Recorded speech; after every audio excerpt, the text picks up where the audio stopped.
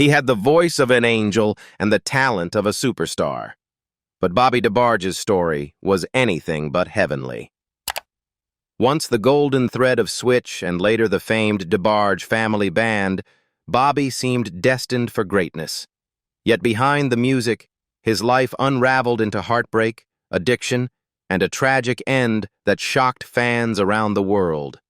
At the time of his death in 1995, Bobby Debarge's net worth was a shocking $1,000, a haunting contrast to the fame and success he once enjoyed.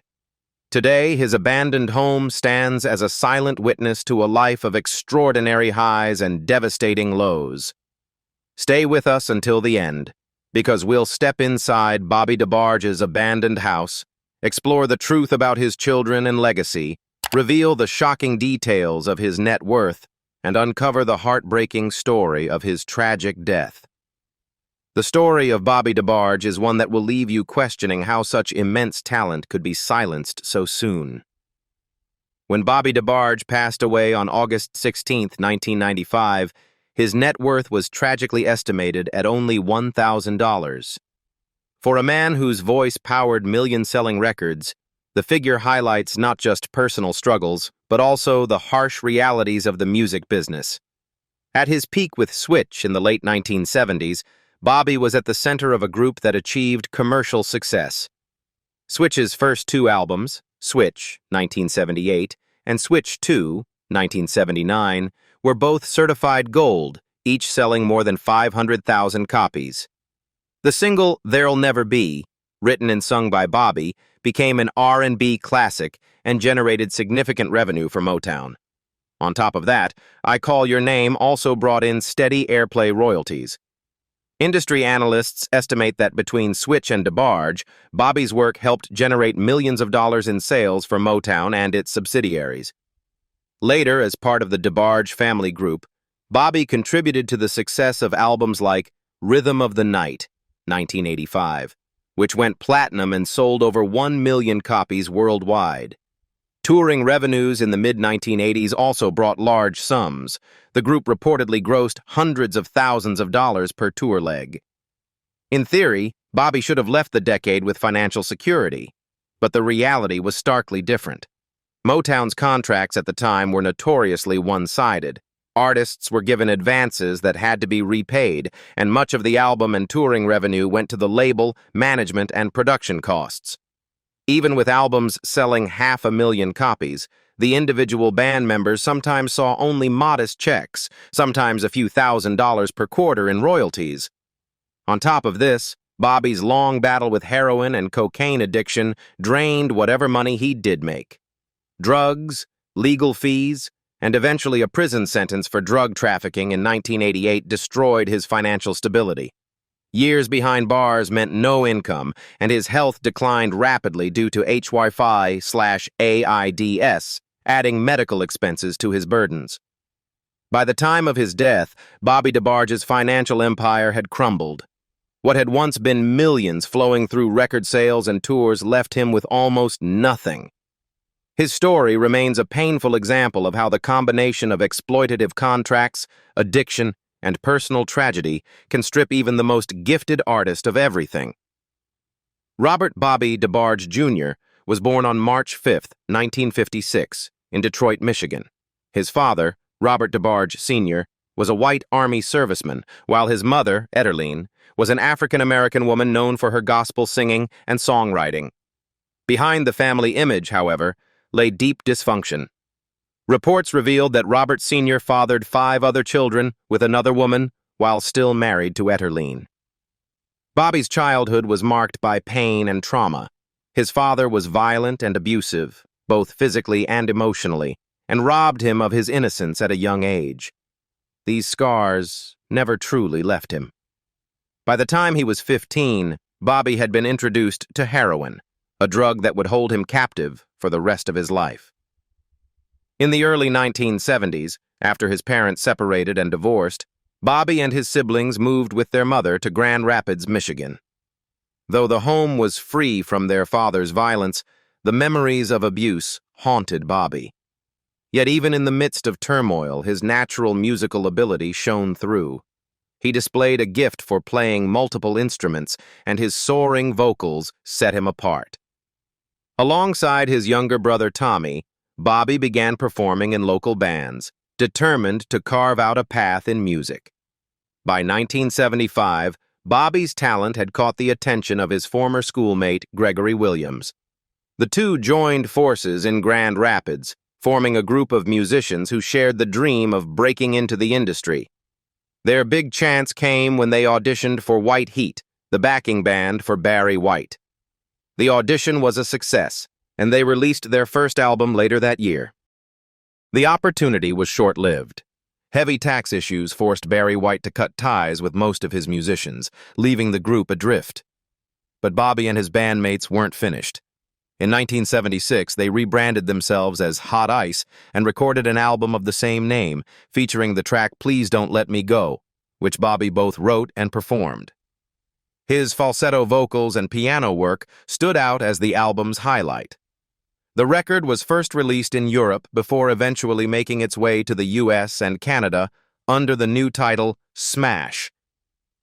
Decades later, in 2005, Burns Records re-released it worldwide as Hot Melee Groove.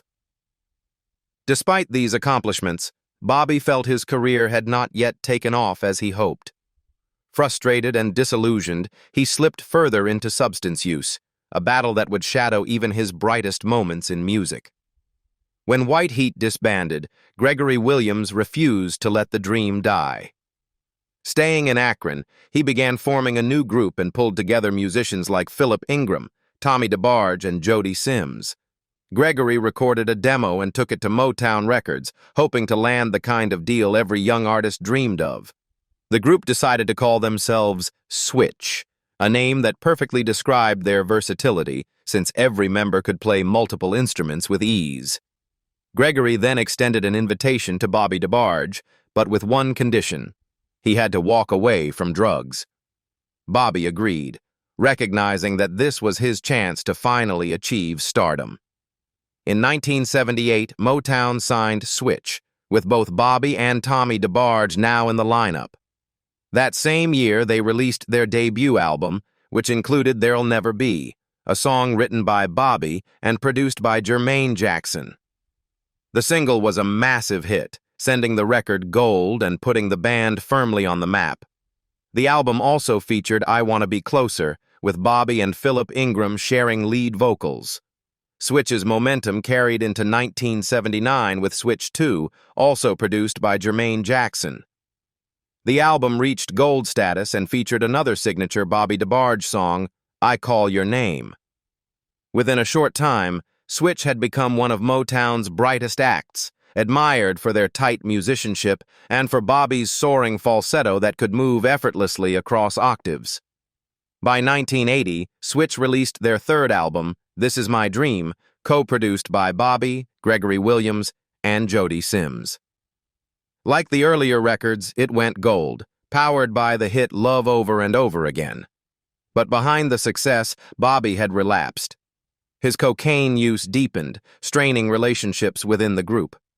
In 1981, Switch released their fifth album, Switch 5, but the cracks were showing. Tension within the band grew, and by 1983, Motown offered Bobby a solo contract. He accepted, formally stepping away from Switch to pursue his own career. By then, Bobby had already made his name in the industry. He also began guiding his siblings' careers in Debarge, overseeing their debut album. He co-produced several tracks and co-wrote Queen of My Heart with his younger brother Debarge, even adding falsetto ad-libs to the recording. Later, when Bobby released his third album, In a Special Way, he included Queen of My Heart, while Debarge handled production duties, polishing the track into a refined version of their earlier collaboration. By 1987, changes were shaking up the Debarge family group. Debarge and their eldest sister, Bunny, chose to leave the band to pursue solo careers. Quickly established himself as the standout, his talent rivaling even that of his brother Bobby. Bobby, however, was struggling to gain traction as a solo artist. Hoping to stabilize his career, he decided to reunite with the remaining siblings. Together, they formed a revamped version of Debarge and recorded the album Rhythm of the Night.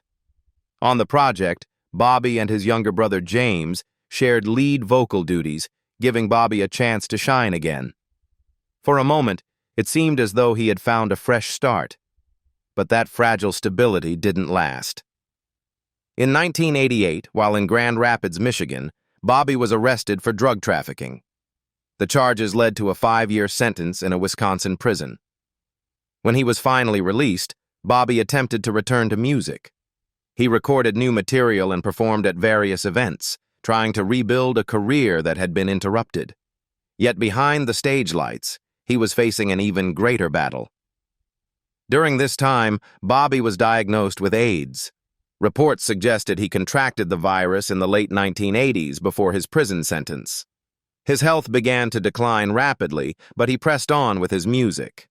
In what would become his final effort, Bobby recorded an album poignantly titled "It's Not Over."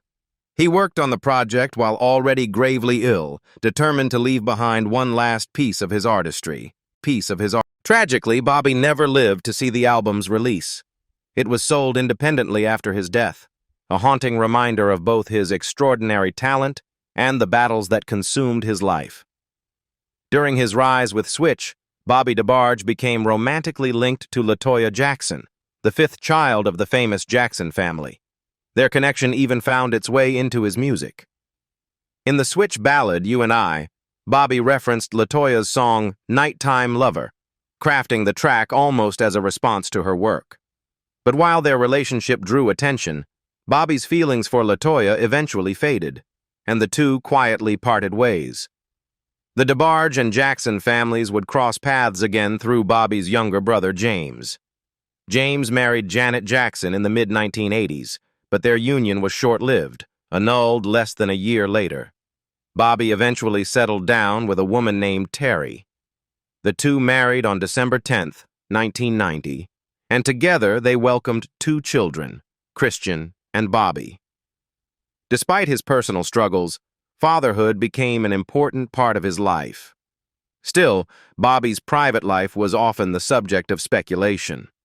Rumors circulated that he was bisexual, with some reports suggesting he may have contracted HIV through relationships with men, while others maintained it was the result of intravenous drug use. Years later, these rumors resurfaced publicly. On TV1's Unsung, Bobby's sister Bunny and his former Switch bandmate Gregory Williams spoke openly about his sexuality. In 2017, Bunny expanded on the subject in a Facebook post, writing, "My brother Bobby was bisexual. That was not his preference. However, he was no punk. Neither am I. A heart was shown. A slate must be clean. He was not in a closet as you now prefer, but where it was manifested, a false picture was painted of me publicly and comfortably in all the unfairness it was done. So I'm standing on a promise my brother left me. It's not over." Despite these claims, Bobby himself never publicly addressed his sexuality. Whether he was truly bisexual remains unclear, known only to those closest to him. Before joining the Debarge family group, Bobby Debarge had already made his mark with other bands, including Hot Ice and Switch. The family group itself was formed in 1979, initially with Elle, Bunny, Randy, and Mark Debarge. Bobby didn't become part of the lineup until 1987, and a year later their younger brother Chico followed. Among them all, Bobby was often regarded as the most gifted. He wasn't just a singer, he was a songwriter, producer, and musician with an extraordinary ear for harmony. Berry Gordy, the legendary founder of Motown Records, once declared Bobby the most talented artist I have ever signed. Music producer Bernd Leroy echoed that sentiment, saying he had never heard anyone with a voice quite like Bobby's, delivered with such ease. To him, Bobby stood in a league of his own, charismatic, passionate, and naturally brilliant. But behind the talent was a deeply troubled soul. Bobby's life was marked by repeated tragedy, much of it stemming from the trauma of his childhood. In the late 1970s, he fell into drug use and could never fully escape its grip. By his own account, the roots of his addiction went back further than fame.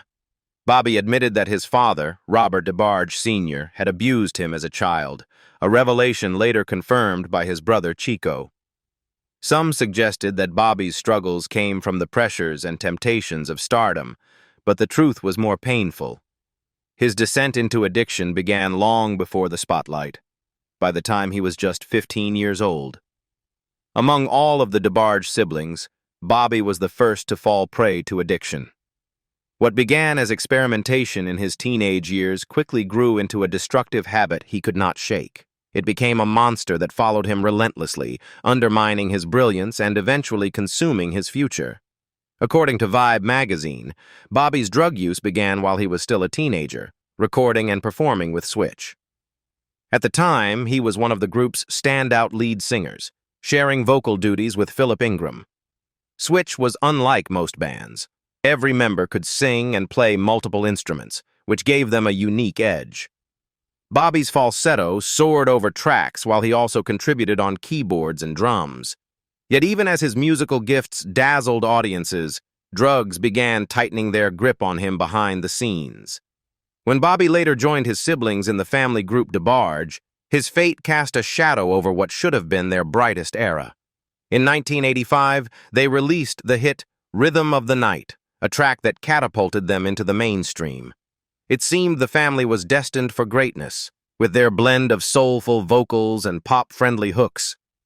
But the darkness surrounding Bobby was stronger than the light of their success. By 1988, that darkness fully caught up to him. Bobby, his younger brother Chico, and 4 others were arrested in Grand Rapids, Michigan, on charges of drug trafficking. Bobby had gone from being a user to becoming a supplier and distributor, a devastating escalation of his addiction. What had begun as fun and games, in his own words, ended in 2 prisons, the prison of substance abuse and the literal prison cell. The trial drew media attention. Both brothers appeared in court and were convicted. Bobby received a 5-year sentence in a Wisconsin prison, while Chico was sentenced to 6 years. Their incarceration shattered the Debarge group, leading to its disbandment in 1989. According to reports from UPI, Bobby and Chico had planned to smuggle cocaine into Michigan. Investigators revealed they attempted to sneak more than 2 pounds of the drug from Los Angeles, only to be caught during a passenger inspection at Detroit Metropolitan Airport. Chico and a co-conspirator were found carrying the packages, sealing their fate. For Bobby, the arrest marked a turning point from which he would never fully recover. The promise of stardom had been replaced by scandal, addiction, and time behind bars.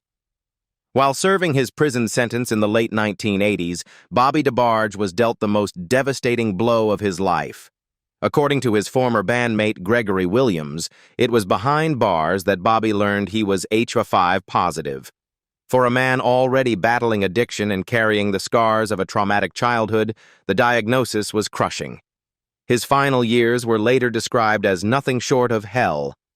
The news left Bobby deeply shaken. He grew distant from his wife, Terry, and their children, Christian and Bobby. Increasingly paranoid, he began to withdraw from those around him, convinced that people were turning against him. His once magnetic presence dimmed under the weight of illness and fear. Though he had been a man of extraordinary confidence on stage, off-stage he now seemed haunted, consumed by the knowledge that his life was slipping away. There were conflicting reports about how Bobby contracted the virus. Some suggested it happened in prison, while others pointed to his earlier intravenous drug use. Whatever the source, the reality was the same. There was no cure. In the late 1980s and early 1990s, treatment options for HIV/AIDS were minimal, and for Bobby, the diagnosis felt like a death sentence.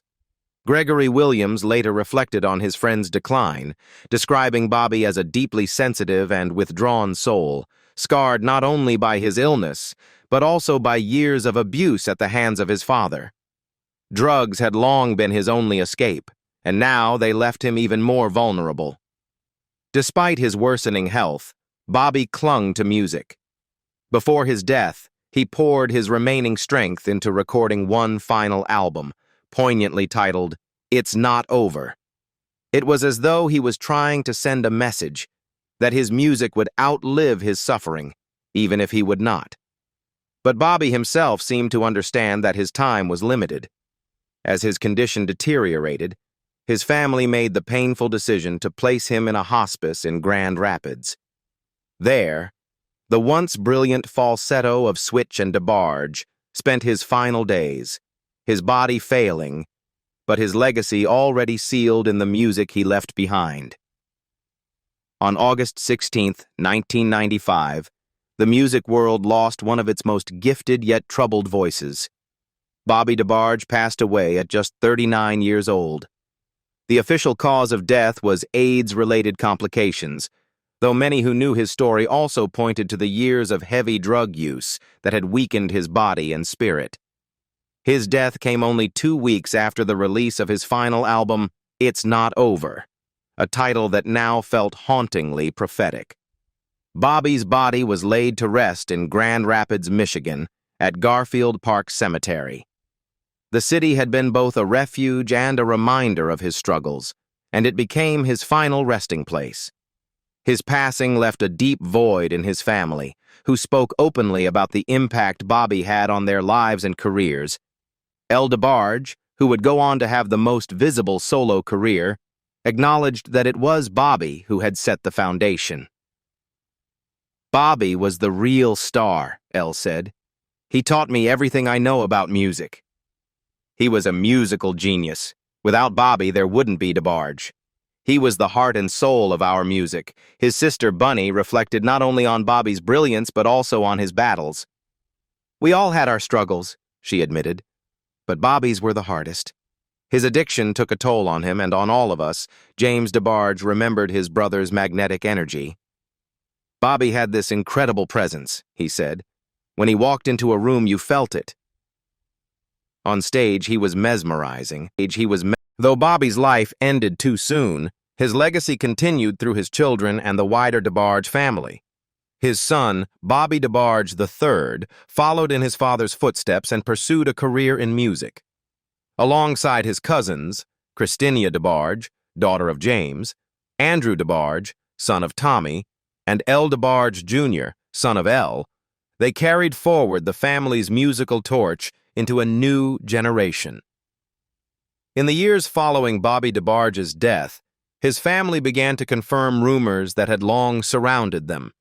Rumors that painted a heartbreaking picture of how deeply addiction had gripped the Debarge clan. Bobby may have been the first to fall into the world of drugs, but tragically, he was not the last. One by one, his siblings, Chico, Bunny, Tommy, and James, also struggled with substance abuse, as if the entire family had been cursed to repeat the same cycle. Their mother, Etterline Mama Debarge, later spoke candidly about how drugs had paralyzed the lives of her children. Reflecting on her son, El, she told the Atlanta Daily World, "He just couldn't deal with all the people in the music industry. He couldn't deal with their fakeness and people ripping him off. Motown had taken all of his publishing, and they're still making money from those songs." It was a painful reminder that even the most talented of her children had not escaped exploitation or the numbing refuge of drugs. Chico Debarge also shed light on the roots of his family's pain, pointing to their father, Robert Debarge Sr. He revealed that Bobby's anguish stemmed from abuse suffered as a child. Bobby was actually in a lot of pain, and he was very bitter about it. "You could hear that anguish in Bobby's music," Chico admitted. When confronted about these claims, Robert Sr. denied them. Asked about his ex-wife's accusations, he responded, "She has the right to her opinion. I don't think that I was, at all. I don't speak a lot against her because she's the mother of my children. There are a lot of things for the sake of the children. Some things are best for them not to even know." By then he was frail, hooked up to an oxygen tank, and spoke as if bewildered by the charges against him. Yet other members of the family stepped forward with similar accounts. Bunny Debarge openly confirmed she had also been abused by her father, and in a painful revelation on Dr. Drew's Life Changers, James Debarge admitted that Bobby, carrying his own scars, sometimes lashed out by physically attacking him and, at times, crossing boundaries himself. Despite the turmoil, Bobby and his brother Tommy continued to support their siblings' musical ambitions, leaving Switch to help launch the Debarge family group into Stardom. Years later, when Tommy passed away on October 21st, 2021, Debarge honored both of his brothers in a moving tribute. My dear brother Tommy finally made his transition after a lengthy illness. Tommy was a loving, gentle soul and a beloved son, husband, father, grandfather, and one of the best brothers anyone could ever ask for. His legacy will live on in the hearts of all those who love him so much, and in the beautiful music he created with our brother Bobby, as well as with his peers in the famous R&B group Switch. Both my brothers Bobby and Tommy are together now, safely in the arms of our Lord Jesus Christ. Though our hearts are still heavy, it will require some time to deal with the fact that he is gone and just missing him so much. Bobby's life story remains one of brilliance entangled with tragedy. He was an iconic musician whose childhood trauma and life decisions pushed him toward addiction, a path that ultimately claimed his life. What began with a single experiment at 15 years old, his first taste of drugs, spiraled into a prison of dependency he could never escape. To his family, Bobby was a beloved son, brother, and father. To the world, he was a musical genius, blessed with a falsetto voice unlike any other and a gift for songwriting and instrumentation that helped shape the sound of an era. His story is a cautionary tale about the destructive reach of addiction, a curse that haunted the Debarge family and stole one of its brightest stars far too soon. Bobby Debarge spent his later years living in Grand Rapids, Michigan, where the Debarge family had resettled after leaving Detroit. The house he called home was modest, reflecting a life far removed from the wealth and luxury often associated with fame. Unlike the mansions of other Motown stars, Bobby's home was quiet, simple, and unassuming, more a retreat than a showcase. The house itself was a two-story Midwestern style, built for comfort rather than grandeur.